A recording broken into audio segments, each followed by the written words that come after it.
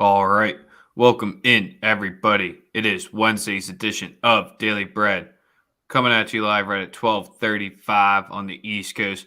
We got a full basketball slate coming at you for your best bets. We got the NBA action and a college basketball slate as well. So plenty of winners to be going for you tonight's slate. So if you're tapped in a little bit later, not with us live, plenty of time to be locking in those plays powered by the Wise Guys Diamond Club. Be sure to be hopping into their DMs for a weekend, week, or month. We're live on Twitter. Hit the link up in the title if you want to be featured in today's show. Drop your best bets. Give a shit for taking an off day yesterday. It is what it is. But after a profitable Monday episode, sometimes that's what you have to do. But we appreciate everyone who likes, retweets, follows, and subs. Sosa, how are you feeling? Feeling good, man. Feeling pretty good. I had a good night in college basketball last night, even though we didn't do a show. Probably shouldn't brag about that because we didn't share the picks. But yeah, man, just excited about tonight. Full slate. Got some college, some college that's really popping off tonight. 11 NBA games. A lot of value on the board. I'm excited. Just found out, obviously, that Aaron Judge got 9 years, 360 M's from the New York Yankees. That might have been me like hoping that he signed with us, but we had no chance. I also saw the Padres offered him 400 over 10, stuck with the Yankees. I respect it, but the Padres owner needs to be investigated. I don't know where he's getting all this money from. I mean, he is, he's not going to let Soto out because they gave up too much to get him. So they got to pay him. They're offering Trey Turner 340 M's. They're offering Aaron Judge 400 M's. I mean, where's he getting all this fucking money from? It's kind of nuts, to be honest. Big pockets. Big pockets, just like we're seeing with the NIL about to come up in college football too. Absolutely. And so yeah, other than that, what else do we With the Judge contract, this is an easy over under. I guess 4.5 years in, does that contract start to suck? You know what, man? I think that the best move was for him to stay in New York. Obviously, the thing that he has to his advantage is it's an extreme hitter's ballpark. So over under. I don't know, man. I'm over. I mean, I think that anytime a guy goes crazy in a contract year, you have more doubts about him going forward, right? With his age. But he's also 31. Yeah. But I mean, we also just saw, a lot of these guys getting these long contracts. So it's just the way the market is. Also that, you see teams locking down young guys now simply so that they don't have to pay them this type of money until they're 30. Like, see, that's how it works. It's like usually guys get this 9-year deal, like around 27 when arbitration's up. Right? He's 31. He could have signed last year. He didn't. But now he's gotten $130 million more than they offered him last year. 140, something like that.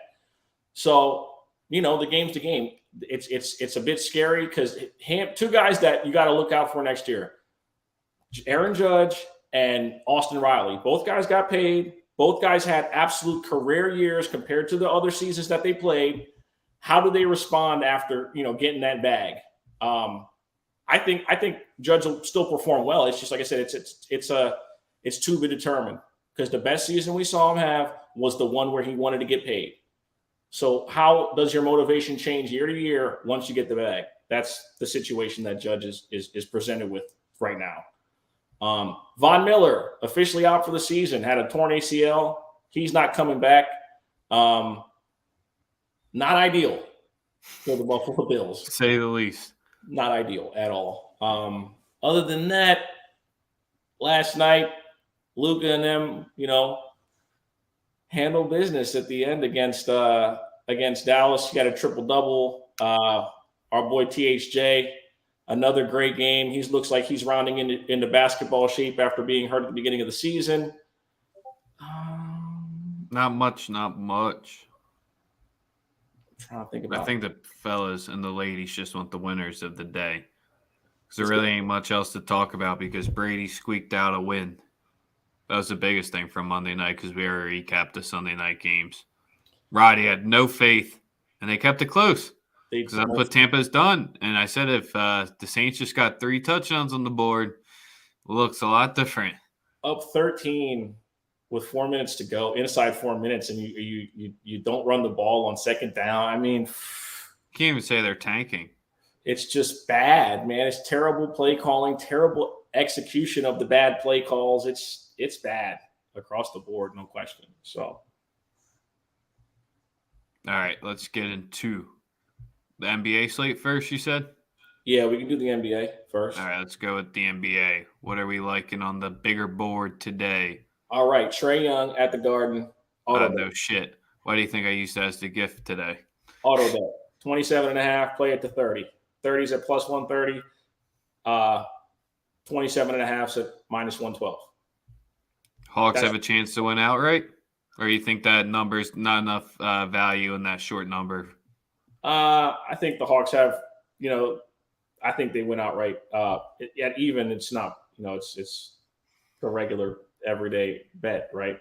I like 2 things. I like Atlanta. I do like Atlanta to win the game. So I do like the money line at plus 100, but Trae Young at the Garden, you have to bet it, man. It's just like, it's the Squircle play, Yeah, that's where I said can't talk you off it. That's where I was seeing if you like him to keep. I don't think he got the dub the last time there, so maybe a little mini revenge spot as well.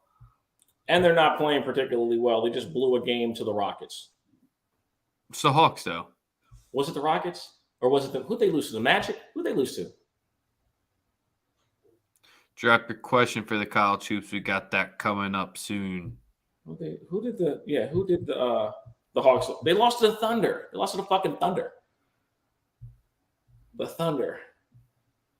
Also, like Isaiah Quigley's Emmanuel Quigley's numbers when they come out, backup point guards tend to play well against the Atlanta Hawks. So just something to look forward to there. Second play is in the Brooklyn-Charlotte game. I really like Terry Rozier over 21.5 coming off a subpar game. I mean, regardless of making or missing, he's going to take a lot of shots. Mm-hmm.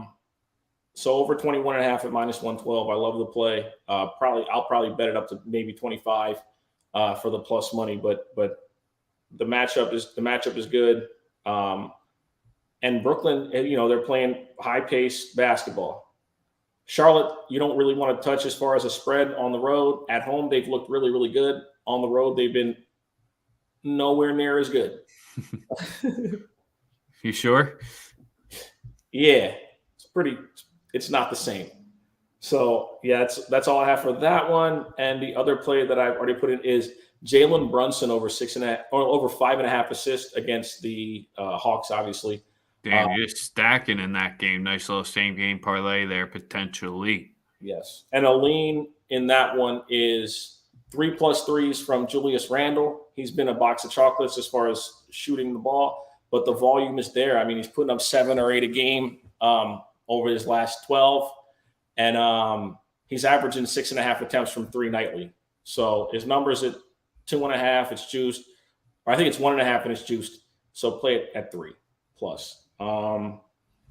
And yeah, it was the other lean. And the last play is in the New Orleans Pelicans, Detroit Pistons game.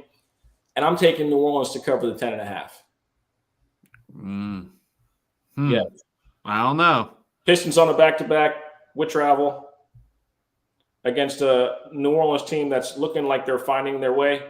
I'm not really concerned about who may or may not play. It looks like everybody's going to give it a go in regards to the New Orleans Pelicans. And yeah, I like the Pelicans to come out tonight and cover that 10.5. I like the spread. I know people love, Dwayne Casey getting these kids to fight. Coming off obviously their best game of the year in which they won, right? But was that really that great of a game that they played? You know what I mean? They won 2 straight. I believe they beat Dallas. And then they beat who'd they beat last night? They beat they just beat the Heat last night by 20. Complete letdown spot. Pistons go on the road and wet the bed. What do you like in the Celtics Suns matchup here? Roddy's rocking with the Celtics laying 1.5 points. Celtics on the road at Phoenix. Not leaning either way. I like the over. The over 230. The over 230.5. I like the number. I definitely like that over. I think they both teams executed at a high level offensively, regardless of who plays. Obviously, Houston or the Phoenix has become accustomed to playing without their starting point guard, so that's the game now for them. The Thunder and the +7.5 was probably the play call I named the most out of the NBA slate here. You don't like it? They're frisky. Yeah, I know I like our 10+ range, but they're showing too much fight, like beating the Hawks to get those double-digit spreads. Yeah, I'm still. I don't trust them against the Grizz. Mm-mm. And then what else we got on the board? Sacramento laying 6.5, one of those dead numbers areas. No Edwards play from Sosa tonight. Surprising. Heavy lean in the Bucks game to the under. And I think that we're going to have to take Nembhard's assist when they drop. Obviously, he had an insane game against the Warriors. But I think that if Halliburton doesn't play and he's the point guard, the volume in which he has the ball in his hands is going to be insane, which is what we've seen. Like, it doesn't matter who the point guard is, they're going to dominate the ball, right? If that's what you see from the game against against Golden State. If that's going to continue, I think that Nembhard's assisted threes are as long as he starts games, then you got to play it. You know what I mean? If he's in the starting lineup for any duration, it's kind of like Tyus Jones. If Tyus Jones starts for John Morant, you automatically bet his assist. They go hand in hand, right? So in the Kings Bucks game, I actually lean towards the under 235. Obviously, Sacramento has performed pretty well on the road thus far this season. Rest isn't an issue, but I do believe it's Giannis's birthday. So we should probably. I don't think those birthday angles ever mean anything. I think he comes out and goes crazy. You saw him do the interview where he's like got the Homer Simpson doll the other night. It's his birthday, man. I like him to ball as well. But in the Indiana Pacers Timberwolves game, I lean towards Minnesota, obviously. Ant's numbers at 26.5. Obviously, the number rises based on expectations of him having extremely high volume without Karl-Anthony Towns available. So, 26.5. I think Ant probably goes for that, but I also think that the Timberwolves could very well run out on Indiana. I know people might think it's crazy, but again, another huge opportunity for a letdown spot after the biggest win of the season for the team. I don't know, because they beat the Lakers on a buzzer beater. Yeah. But then they beat Golden State without Halliburton. So, Which way do you want to look at it? Really, Matt, doesn't matter. Then you have the Raptors-Lakers game, which we just had to talk about it. I would lean heavy towards the Raptors, obviously, if AD is not available. Lakers on a back-to-back. You couldn't convince me to take them in this particular matchup. A 9.5 is a steep number of points. Maybe the Lakers first half, maybe they still have some juice to keep up, but once you get to the third quarter, the legs are just not there. Toronto does play defense, though. They do come out early and try to be aggressive defensively. A number of 230, it seems a little bit high just based on availability of players. Now, if AD plays, obviously everything changes. We don't know if he's going to play. He actually obviously had to come out the game last night. He said he had 101 fever, and you saw gambling Twitter just completely become a blaze of wanting a void on his numbers, on his bets. So that's why we stay away, or that's why I like to stay away from the props for the most part, because that stuff happens and you just can't bitch about it. It's the world that you live in when you're betting on the props. Absolutely. Let's get to the college hoop slate. Yes, sir.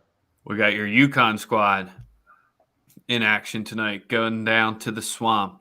And here, Florida, not starting off too great in Graham's first year or Golden's first year, but that's maybe expected because he still has a lot of Mike White's players there. But the one thing they've not been able to do this season is defend the three. UConn's attempting 43% of their shots from deep, and they're hitting them around the 37% clip at the moment. Seems like a big recipe for disaster, but you're going to have to lay a little bit of a premium price for 4.5 on the road here. I've been trying to talk myself into seeing how Florida wins this one outright, let alone covers, but I haven't been able to see it unless Castleton has one of his marquee games, which isn't going to happen here. They're going to play way too quick and get him out of the game quickly there. So that's where I think Connecticut runs them out of their home gym. Do you think the same thing here? Yeah, I'm 50-50 on it. Here, only reason being, I think UConn's obviously the better team. They get up and down the floor offensively, like everything you just kind of covered. For me, it's just first real road test, like for real. The Swamp's not an easy place to play. People pull up there, especially over the last 2 seasons. They'll pull up there and they'll struggle. But maybe the legs finally give out. I mean, they've had a bunch of neutrals on Oregon, Alabama, Iowa State, then a home against Oklahoma State, but they never gave out on that stretch. They are deep. Florida has some terrible losses already on their thing that's going to come to bite them come March too. So that's where this is a must win for them here. I can see why most sites have them at a pick 'em. I can't lay the 4, so we'll just be rocking with the over here because I think, to my point, there'll be a lot of points here, 143 minus 110. I expect most to come from UConn, but if Florida wants to play in that transition game with them, that's only going to lead it better. Drop. Go ahead. Best part about UConn, too, is that it doesn't matter to them. They don't care who shoots the ball at all. They don't care. They get the best shot on every possession, and they play with pace, and they can play in the half court. But like you said, Florida's got 2 pretty terrible losses. They lost to FAU by a bucket, and Xavier is not supposed to be good this year. So, and then I think they got smoked by West Virginia. Yep. So I think that I do. It's a must win for them. I lean towards Florida, them playing with a little bit of desperation, but again, this UConn team has been extremely impressive thus far. Let's get Don's question. He wants to know if you should take Denver plus 5.5 against Sacramento State. So I know that's your favorite conference to be watching. And then we got Mo in the comments saying, back them on the money line here. This total has dropped, I think, 3 points since open. And Denver, you can get their numbers moved against them as well. Whatever you want to do on this one. I just saw how the markets have played to that one. I don't have any action in it. 5.5 is kind of a tough number. Cornell plus 14.5. Who are they playing? The U kind of sucks right now, but this is a potential get right game for them. Cornell usually doesn't let games get that out of hand here. So I wouldn't be laying the 14.5 here if that's what you want, but I can't really justify thinking I'd be too confident in it here. Yeah, we'll get easy buckets, but I just don't know. Yeah, I have nothing. You could take UConn 2.5 first half. Yeah, that's not a bad one. Just to your point, sis, we don't like buying off points just to back them in the first half when we like the favorites. Usually a better angle we like with the starters, where when a coach has a better game plan or a coach is slow to adjust and relies on halftime, that's usually the better times to be facing it there. Penn State, Michigan State, another trappy game. Penn State's 3.5-point favorites with Michigan State coming in.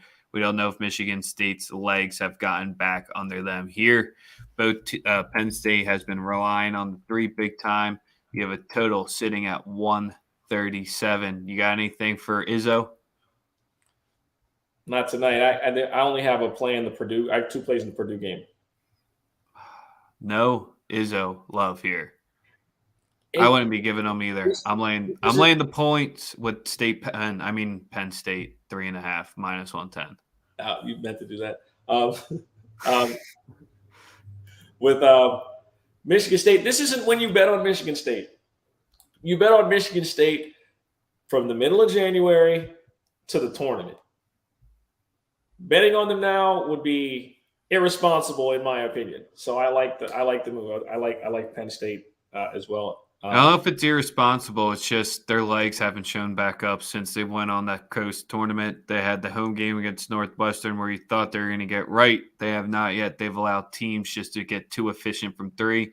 Maybe this is Penn State's one of their first times where they come a little bit down to earth on three, but I think this is a perfect way to expose them when only one game this season for State. They haven't gone over 10 threes. So that's where I like the matchup here. Off a lot of rest, though. So it could be a little rusty, but we like it. Penn State, 3.5 minus 110. Where your Purdue plays hosting Hofstra. All right. Their team totals 83.5 tonight. We're going to go with the under. But we're also going to take them to cover. They're going to do exactly what Houston did last night. They're going to cover, but they won't get their team total. So we're going to go under 83.5 team total, and they're going to cover the 22.5. And that same game parlay brings you to plus 550. Whew. So if you're rolling, let's roll. Only plus 550. Yeah, mine. Like I said, Purdue's going to cover the 22.5, but they won't score 84 points. It's the exact same case as, again, Houston last night. Everyone's expecting like a 50-point blowout. They'll probably win the game by like 30. Yeah, that's my expectation. They got Hofstra, then Nebraska, then Davidson, then New Orleans, then Florida A&M. Listen to how difficult this schedule sounds for Purdue, man. And then they get Rutgers, then they get Ohio State, then Penn State, then Nebraska, then Michigan State, Minnesota. Then they start playing people. But they got Hofstra, Nebraska, Davidson, New Orleans, Florida A&M. I mean, they're probably going to start the season there like 14, 15-0, 14-0 before they see Ohio State. I mean, Purdue went from unranked to top 5 in 2 weeks. Mm-hmm. Edie, can you speed them up? I think that's the only thing I've really seen with that you can do against them. Because once they get in the half court and their ability to clog the lane defensively, they're going to be pretty good until tournament time comes and their coach shits the bed like he always does. But, tonight they're 30. A few more plays to wrap it up here before we get out because we're starting to run a little hot. We're in back Dayton +7 minus 110 going into Virginia Tech here. And yes, if Virginia Tech sits in a zone and just completely dares Dayton to shoot, I think this might be their get-right game. It's also a sleepy game potentially for Virginia Tech, just taking down North Carolina, have Oklahoma State on deck. So you got Dayton coming in here that's completely underperformed this season. Hope they cleaned up that terrible skid where they played some quality opponents after beating up 2 gimmies. I think they keep it within 7 here because they got the size that Virginia Tech really hasn't seen yet. I mean, I guess they saw it with UNC, but Dane will use the size in a different way because UNC likes to just sit around the 3. Dane will go to the inside. And if they have player props in your state, take this Mike. I don't even know how to pronounce his name, bro. The point guard from Dayton. If you can get his assist, take him. You're going to get a low number, and he'll finish the game with like 7 or 8. So if you have him on Prize Picks, he has a very Charavance, I think is his name. I don't know how to pronounce it. Charavance. Yeah, I don't know how to pronounce his name. But he is, as far as assist, if you can get a number on him assist wise on your book, take it because it's going to be like 4.5 max. He'll finish the game with 7. I think this is only the second time we've backed Dayton this year, or first. So unfortunate to hear, Mo, that they've been burning you. Yeah, they're going to take care of you tonight. Indiana, Nebraska is the last game that we touched on. The over was calling my name there, but we're just not going to pull it because we can't trust Nebraska ball. DePaul, St. John's, and Pitt's Vandy are the last 2 big games to wrap it up. But No action there. Yeah. I got nothing else for the No college. hockey plays? No. Flyers money line. Bro, I don't even think they played today. Well, you asked for a hockey play. No, they do play today. Plus 116 against the Caps. At the crib. Or plus 123. Yep. Here, That's one, son. that's ridiculous. Do not follow that. Why? It's hit 4 or 5 times that I've given it out. Surprised you're not saying your Avalanche at home as plus 150. Your Avalanche. I don't have a hockey team. Your Avalanche plus 150 home dogs against the Bruins. I'm cheering for Ovi. Why'd you bet on the Flyers? He can still score and they lose. Other than that, we appreciate everyone tapping into today's episode. We'll be back at you live tomorrow with Thursday night football, more NBA and college hoops action. We got the World Cup resuming back on Friday, so we got the full action there. Saturday, you'll probably see me and Sosa for Daily Bread because it's only the Army-Navy game. And then we'll have a full slate of action. Other than that, the paid-for-play, we'll tweet out the schedule, how we'll have our bowl episodes. I think we're going to plan 2, potentially 3, cover groups of the bowls there. You know how we do. We appreciate everyone. Like, retweet, follow, sub. We out.